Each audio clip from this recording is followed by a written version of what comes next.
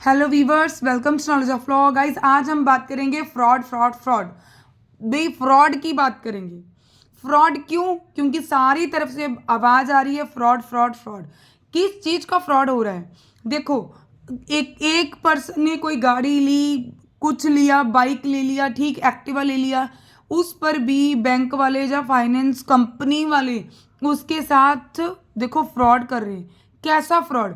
ये वीडियो बहुत नॉलेजफुल होने वाला है, बहुत हेल्पफुल होगा आप सबके लिए। इसे ध्यान से लास्ट तक सुन लो, आपके लिए ही बना रही हूँ, सबकी हेल्प हो जाए इसीलिए बना रही हूँ। मेरे पास कोर्ट में एक क्लाइंट आया, ठीक, और उसने मुझे डिस्कस किया कि मैम हमने एक्टिवा ली थी। अब ये बात ध्यान से सुनो, देखो कैसे वो फ्रॉड करते हैं। ये है फाइनेंस कंपनी, ठीक, और ये है क्लाइंट, ये है राम। फॉर एग्जाम्पल ये बंदा राम है, ठीक, ये उसका स्पेसिफिक नेम नहीं है, मैं अपनी तरफ से बोलूँ ये राम बंदा है, ठीक है। और ये जाता है फाइनेंस कंपनी के पास कि मुझे एक्टिवा चाहिए, ठीक। एक्टिवा जो राम का मन है, ये मन था जुपिटर लेने को, एक्टिवा लेने को, ठीक। बट उसका क्या है, राम को प्रॉब्लम थी कि भाई मैं एक वन टाइम पेमेंट नहीं कर सकता, मैं इंस्टॉलमेंट पे कर दूंगा धीरे धीरे करके।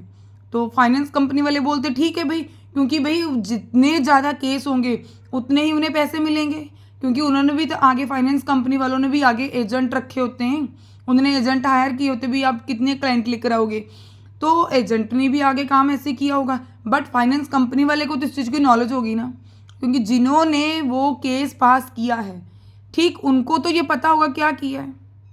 ऐसा तो नहीं बोल सकते कि फाइनेंस कंपनी वाले को नहीं पता होगा, नो।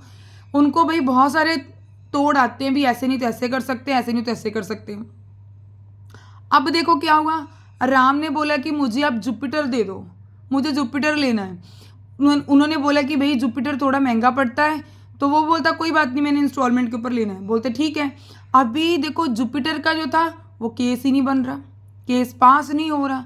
अभी भाई साहब ने क्या किया, फाइनेंस कंपनी वाले ने, ठीक, मैं फाइनेंस वाले की बात कर रही हूँ, मुझे नहीं पता कि ये वो कंपनी है जो एजेंट था कौन था, ठीक है।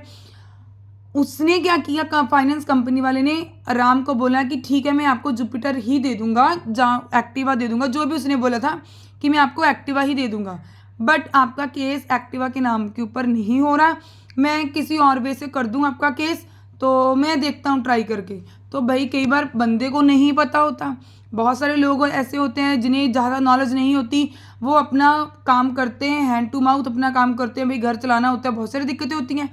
देखो उस फाइनेंस कंपनी वाले ने क्या किया, राम को दिया क्या, एक्टिवा, लिखा क्या, असेस, जा कोई और, ठीक है, मतलब कम रेट की कोई चीज़ दे दी और उसके ऊपर ज़्यादा खर्चा डाल दिया, ठीक। तो उसे जो भी व्हीकल दिया वो था कम रेट का, ठीक, बट उसका जो केस पास हुआ भाई वो ज़्यादा का हो गया। मान लो कि राम ने को जो उन्होंने एक्टिवा जो जुपिटर जो भी दी वो 40,000 की थी, तो जो इस फाइनेंस वाले ने केस किया भाई वो कितने को हुआ, 80,000 का, 70,000 का, ऐसे करके उन्होंने केस पास कर दिया कि लो भाई आपका हो गया। और केस भी कैसे पास किया, वो बोलते आप आज ले जाओ, आप क्या करो, आप एक्टिवा अपनी ले जाओ, गाड़ी ले जाओ, हम आपको 2 दिन 3 दिन के बाद बता देंगे। देखो बंदे को ये लोग कैसे फंसाते हैं, उससे थोड़ी सी पेमेंट ले ली कि आज आप कितनी पेमेंट लेके आए हो, 10,000 5,000 7,000 जितनी भी है, फाइल चार्जेस आप हमें दे दीजिए, आज आपका जो केस है नहीं बन रहा, हम कल आपको जब परसों आपको वो कन्फर्म कर देंगे। इन्होंने क्या किया, फाइनेंस कंपनी वालों ने भाई उसको गाड़ी दे दी, गाड़ी देकर ही भेजा बंदे को, गाड़ी लेकर बंदा चला गया। अभी उसकी तो खुशी का कोई ठिकाना नहीं, भाई मुझे तो भी मेरी गाड़ी लेने आया था, मुझे मिल गई, अच्छी बात है, गाड़ी मिल गई, बट उसके बाद क्या है भाई, कोरोना स्टार्ट हो गया, ठीक। और उस बंदे का केस कितने दिन के बाद हुआ, 4 दिन के बाद। जो मैं फाइनेंस का बोल रही ना, उसकी जो भी उसको स्कूटर प्रोवाइड किया गया, वो 4 दिन के बाद उसका केस हुआ, और बंदे को गाड़ी पहले ही दे दी जिस दिन वो आया, और उसके बाद कोरोना हो गया, और 1-2 इंस्टॉलमेंट दी, उसके बाद वो बंदा इंस्टॉलमेंट पे नहीं कर पाया, और उसका इंटरेस्ट इतना बढ़ गया कि वो भाई लाख 1.25 लाख के ऊपर बात आ गई। अब उन्होंने क्या किया, तो 3-4 इंस्टॉलमेंट टूट गई, ठीक है, जैसे ही नॉर्मल हुआ कोरोना टाइम से, तब उनकी इंस्टॉलमेंट टूट गई, उसने 2-3 इंस्टॉलमेंट और दी, 3-4 इंस्टॉलमेंट। अभी उस बंदे का बोलना ये था कि मैम मैंने 7-8 इंस्टॉलमेंट दे चुका हूँ, बट अभी भी इंस्टॉलमेंट खड़ी हैं। उन्होंने क्या किया भाई, घर पर आए, घर पर आकर गाड़ी ले गए। ठीक, अभी जो गाड़ी फाइनेंस करते वक्त, केस करते वक्त उसकी फ़ोटो और जो भी था रिक्वायरमेंट वो फाइल में अलग लगी है, बट जो गाड़ी है उसका कलर, उसका जो भी नंबर है वो अलग लिखा हुआ है। अभी भी देखो कैसे पता चलेगा कि इन्होंने ये ही गाड़ी दी थी। कितना बड़ा फ्रॉड हुआ ना फ्रॉड। अभी वो क्लाइंट उस दिन आया और बोला मैम मेरे साथ ऐसे ऐसे हो गया। मुझे पहले तो गुस्सा भी आया कि देखो नॉर्मल बंदे को कैसे ये लोग कितना बेवकूफ़ बनाते हैं, और कितनी गलत बात भी है, ऐसे नहीं करना चाहिए। तो इन चीज़ों का आप लोग भी ध्यान रखो। जब भी कोई गाड़ी, जब भी कोई चीज़ आप खरीदते हो, नई चीज़ लेते हो, उसकी एक्साइटमेंट तो होती है, बट उसके साथ साथ थोड़ा अवेयरनेस रखा करो। जब भी आप कोई गाड़ी लेते हो, कोई नई चीज़ लेते हो, चीज़ें ध्यान में रखो, बातें कि पहले फाइल जो होती है उसे चेक कर लो, अच्छे से देखो कि किसके नाम के ऊपर लोन पास हुआ है, फर्स्ट थिंग। सेकंड चीज़, जो गाड़ी है, जो हमें दे रहे हैं गाड़ी, वो क्या सेम गाड़ी है? ठीक, सेम गाड़ी है। सेकंड, थर्ड चीज़ बोल रही हूँ, गाड़ी का नंबर, गाड़ी का कलर क्या सेम मेंशन किया हुआ है? फिर गाड़ी की जो पिक्चर है, फ़ोटो क्लिक साथ में लगाई है, क्या वो सेम फ़ोटो है? अगर आप पढ़े लिखे नहीं हो, आपको ज़्यादा नहीं पता है, कई बार क्या होता है कि लोग इतने पढ़े लिखे होने के बावजूद भी घर गृहस्थी में इतना ज़्यादा पजल्ड हो जाते हैं कि उनकी मत मारी जाती है, नहीं पता चलता घर की बातों में। तो आपके साथ जो कोई हो, जो आपका घर का कोई बच्चा हो, जो आपका भाई बहन, जो आपका कोई भी फ्रेंड सर्कल में दोस्त हो, तो भाई उससे एक बार इन चीज़ों को ना साथ में ले जाओ और देख लो। बाद में आपको पछताना नहीं पड़ेगा, क्योंकि दिक्कत आपको होगी अगर आप अवेयर नहीं हो। तो मैं यही चीज़ बोलूँगी, ध्यान रखा करो, अवेयर रहा करो। इससे क्या होगा कि आपको आगे आने वाला नुकसान थोड़ा आप बच जाओगे। अभी उस बंदे से देखो, मुझे बहुत बुरा लग रहा है उसके लिए। अब उस बंदे से देखो क्या किया, उन्होंने गाड़ी भी ले ली, अभी पैसे भी क्लेम कर रहे हैं, उसके अगेंस्ट उन्होंने केस भी डाल के रखा है।